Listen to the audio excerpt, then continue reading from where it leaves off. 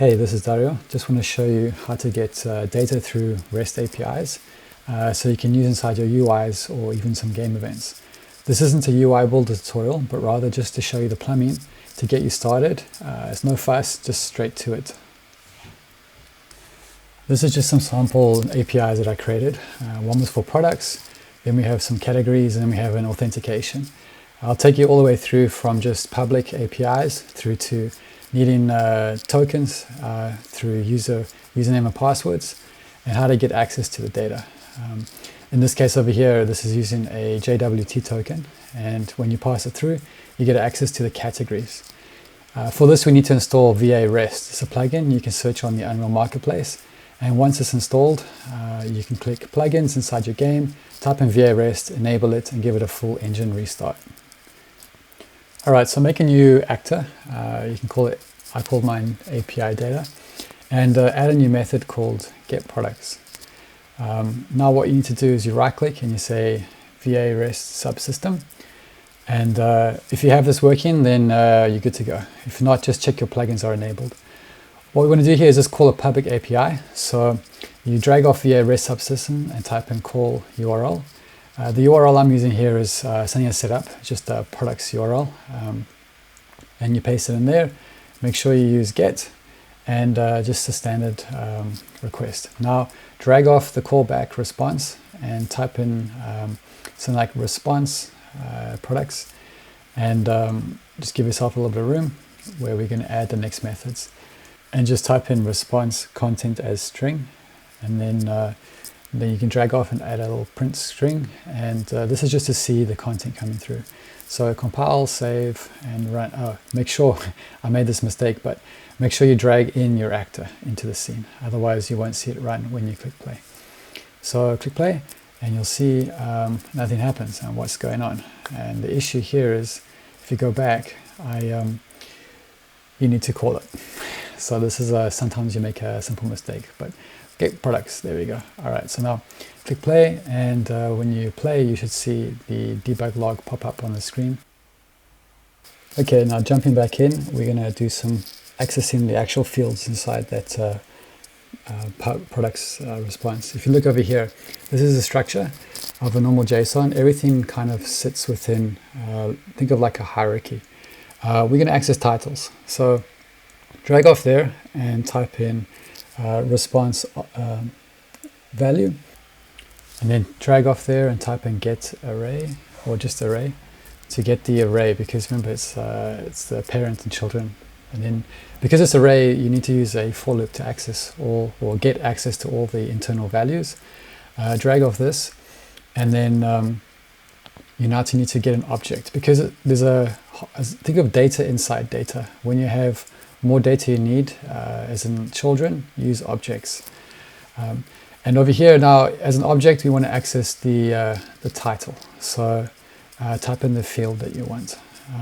And by doing this, you can specify any of the fields that you want there. Once you got that, type in print, and then just drag it in there and just give it a quick play test. So you'll see this is the whole loop. Click compile, save, and then we click play, and you've got access to all the data. And now what you want to do is work on the authentication. So what we have to do is basically get the username and password of a user, and then capture the JWT token that gets created from the logging in. So again, use a VaRest subsystem, and open up the call URL field and make it a post.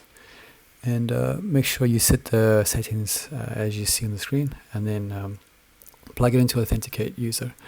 Now you see there's a specific URL that you've got to hit to authenticate a user, and you paste it inside the URL field.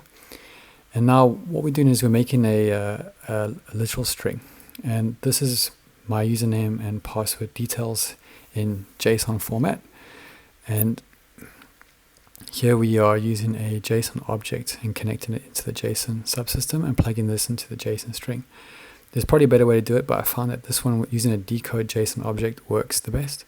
And now you put a callback, and this is now the response for the authentication.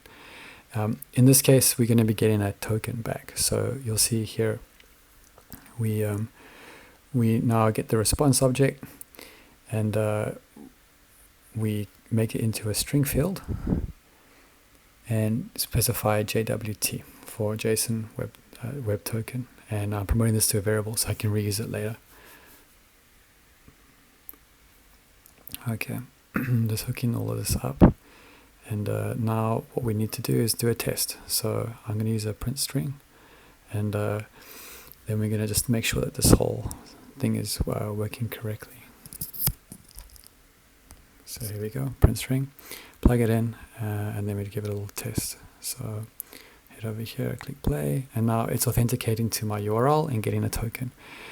Now what I want to do is I want to get the categories, and the categories is used through access by a token, a bearer token. So we did the authentication, now we're going to use that token. So again, you use your construct JSON object, and you drag off over here, and now we've got to specify the setting of the header, and you pass in what your header should be. So in this case, it's authorization, and then we get the JWT token and plug it in to the string field for appending, and make sure you do the ordering. And most times you have to put the field called bearer before it with a space. Some authentications don't need it, but general they would. This is to show, this is using the Postman, and that's how I do a test with all my web API. So from that you drag off the construct object, and now we do the standard responses. So you bind in on complete, you will also do the failed responses, and you'll see I'm just dragging it off. I'm going to do a bind event on fail. This is pretty much boilerplate, and you'll do this every single time. So just if you follow this sequence, you won't really go wrong, and it will cover all the different components of accessing the web services. The process URL, that's the last component to tell it where to look and send the token, and we will get that URL quite soon from when I just look back onto the Postman scripts. But what we have to do here is that when it does fail, you need to specify what to do or how to handle it.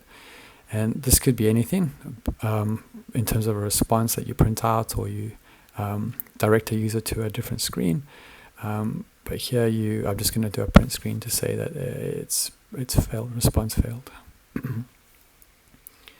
Now, after doing that setup, now we're going to do the completed component. So add another event.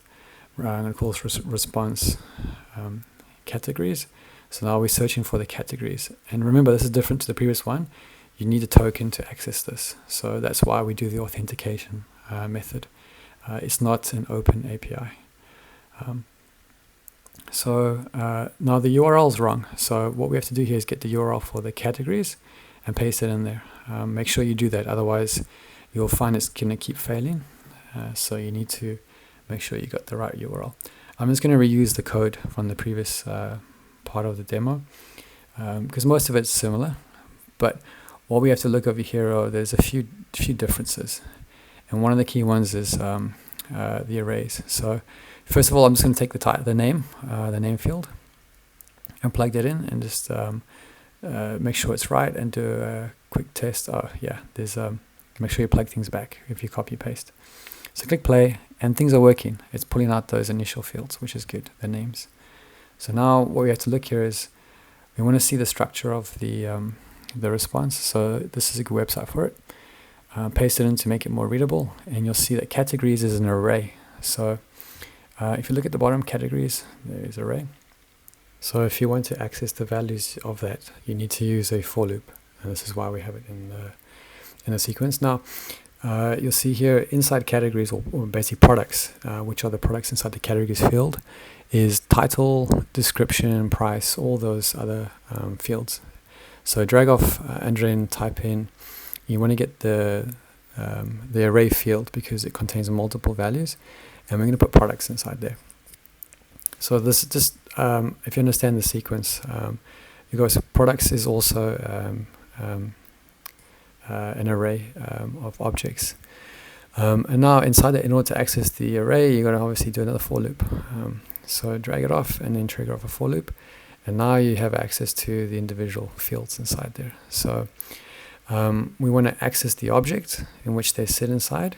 And then from the object, then you can start to drag out the different type of fields they are. So if they're strings, one note is if they're numbers, you might have to use integer and not string, because you might not be able to read the value. So just keep that in mind. The properties of those values get interpreted slightly differently. Okay, so now what we want to do here is we want to just append a bit of a string to include some more information. In this case, I'm just going to format the actual response over here to show that you can get what you need to do. And show the outputs that you want for UIs or debugging and things like that. So I'll do a playtest, and you can see, there we go. Got all the information from the array that's been authenticated with the bearer token. And just to show you how this all can work together, built a little bit of UI. So username, I'm going to enter username with no password and click, and you see there's no password inside there. So now I enter the password that's saved in my database, and I click login. Bang, you got all the information from your database that you stored there. So I hope this helps you. Please drop a comment or notes if you have any trouble. And yeah, please subscribe. There's going to be some more videos, especially around UE5. I've done some really cool experiments on these, which I'll start to show you how to do these different things like procedural generation and some pretty fun gameplay elements. Thanks. Bye.